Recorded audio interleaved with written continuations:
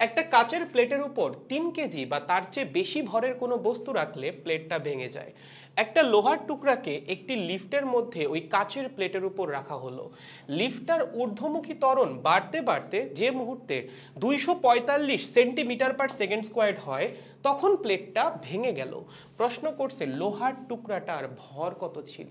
তাহলে প্রথমে একটু কাচের ব্যাপারটা বুঝো।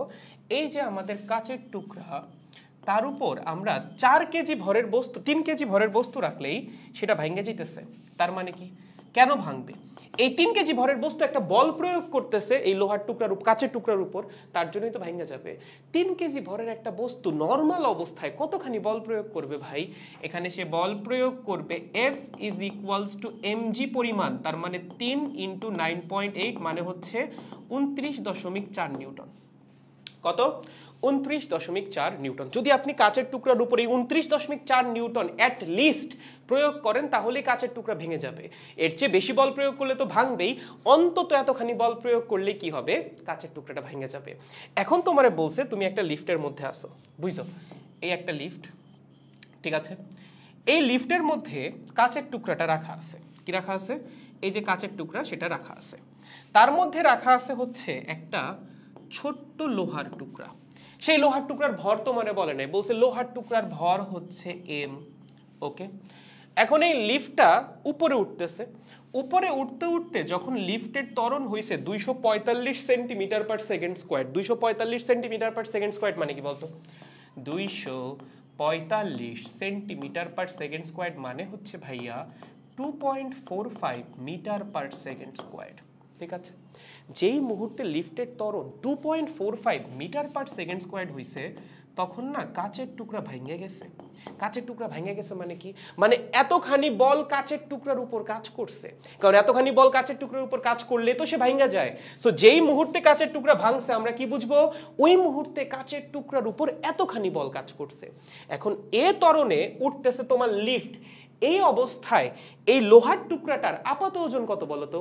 উপরে যদি এ ত্বরণে উঠে তাহলে আপাত ওজন হচ্ছে m ইন্টু জি প্লাস এ। আপাত ওজন মানে কি? এই লোহার টুকরার আপাত ওজন মানে কি? মানে ওর উপর কতখানি প্রতিক্রিয়া বল কাজ করতেছে। দ্যাট মিনস এই লোহার টুকরার উপর প্রতিক্রিয়া বল কাজ করতেছে W প্রাইম পরিমাণ।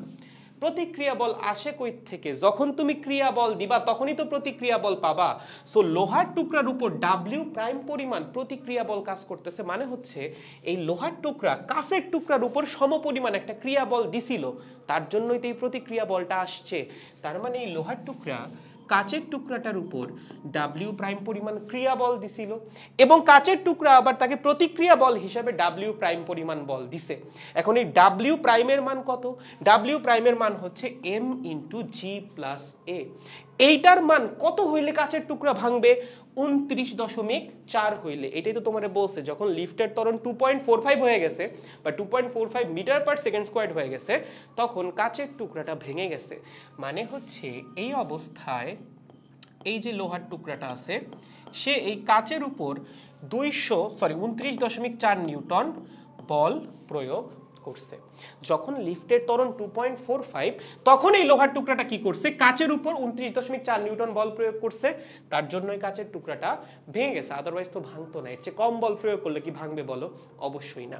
তাহলে এই বলটা কার সমান হবে? অবশ্যই এই প্রতিক্রিয়া বলের সমান হবে। দ্যাট মিন্স W প্রাইম হবে 29.4। W প্রাইম মানে কি? m into G plus A is equals to 29.4। ওকে, জি এর মান তুমি জানো, এর মান তুমি জানো, তোমার বের করতে বলছে লোহার টুকরার ভর। তাহলে m কত হবে? m হবে হচ্ছে 29.4 ডিভাইডেড বাই জি প্লাস এ। জি হচ্ছে 9.8 এবং এ কত হচ্ছে? এ হচ্ছে 2.45। তার মানে উপরে আছে 29.4, নিচে আছে কত রে? নিচে আছে হচ্ছে 12.25 12.25 মোস্ট প্রবাবলি। ঠিক আছে? সো এখান থেকে যদি তুমি ক্যালকুলেট করো কত আসবে? 2 দিয়ে যদি করি তাহলে আসবে হচ্ছে 24.5, থাকতেছে হচ্ছে কত? অলমোস্ট 5-এর মতো, তাই না? তাহলে হলো 50, তার মানে হচ্ছে 2.4, তাই না? 48 অলমোস্ট এরকম আর কি বলা যায়। তাও তো হচ্ছে না, তাও 1 থাইকা যাইতেছে। 1 যদি থাইকা যায় 10 দিয়েও হবে না, 0.6 এরকম কেজি হবে কিছু একটা, most probably, I am not sure. ঠিক আছে? সো ম্যাথটা আরেকবার একটু বুঝাই। প্রথম একটু কনফিউশন লাগতে পারে। ব্যাপারটা হচ্ছে তোমার বলছে একটা কাচের টুকরা আছে বা একটা কাচের প্লেট আছে, সেটা 3 কেজি ভর সহ্য করতে পারে। 3 কেজি ভর সহ্য করতে পারে মানে কি, সে 29.4 নিউটন বল সহ্য করতে পারে। যখন এই কাচের প্লেটটার উপর 29.4 নিউটন বল কাজ করবে, তখনই তোমার কাচের প্লেটটা ভেঙে যাবে। এখন তুমি কাচের প্লেটটাকে রাখছো লিফটের মধ্যে, তার উপর রাখছো একটা লোহার টুকরা। বলো তো কোন মুহূর্তে এই কাচের প্লেটটা ভেঙে যাবে? যখন তার উপর 29.4 নিউটন বল কাজ করবে। তোমারে বলছে লিফটের ত্বরণ বাড়াইতে বাড়াইতে যখন 2.45 মিটার পার সেকেন্ড স্কয়ার করা হইল, তখন কাচের টুকরাটা ভেঙে গেল। তার মানে যেই মুহূর্তে লিফটের ত্বরণ 2.45 হইছে, ওই মুহূর্তে কাচের টুকরার উপর এতখানি বল কাজ করছে, তার জন্যই তো কাচের টুকরাটা ভাঙছে, তাই না? তার মানে যেই মুহূর্তে লিফটের ত্বরণ এত, তখনই কাচের টুকরার উপর ক্রিয়ারত বল কত? 29.4। এখন এই কাচের টুকরার উপর ক্রিয়ারত বল কোনটা হবে? দেখো, লিফট যদি এ ত্বরণে উপরে উঠে, তাহলে এই লোহার টুকরাটার আপাত ওজন কত? লোহার টুকরার ভর হচ্ছে এম। এম ভরের একটা বস্তুকে তুমি লিফটে রাখছো, লিফট উপরে উঠতেছে, তার আপাত ওজন কত হয়? এম ইন্টু জি প্লাস এ। একটু আগেই পড়লাম। তার মানে লিফটের মধ্যে থাকা এই লোহার টুকরার উপর উপরের দিকে প্রতিক্রিয়া বল কাজ করতেছে এম ইন্টু জি প্লাস এ পরিমাণ।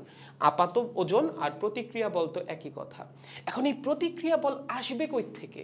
যখন তুমি ক্রিয়া বল দিবা, তখনই তো প্রতিক্রিয়া বল পাবা। এই লোহার টুকরার উপর প্রতিক্রিয়া বল আসতেছে ডাব্লিউ প্রাইম। এটা কখন আসবে? যখন ও নিচের দিকে ডাব্লিউ প্রাইম পরিমাণ বল দিবে। ওর নিচে কে আছে? কাচের প্লেট। তার মানে লোহার টুকরা কাচের প্লেটটার উপর ডাব্লিউ প্রাইম পরিমাণ বল দিচ্ছে, এবং কাচের প্লেট আবার ওকে ডাব্লিউ প্রাইম পরিমাণ প্রতিক্রিয়া বল দিচ্ছে। সেই ডাব্লিউ প্রাইমের মান কত? এম ইন্টু জি প্লাস এ। এবং কখন আমাদের কাচের প্লেটটা ভাঙবে?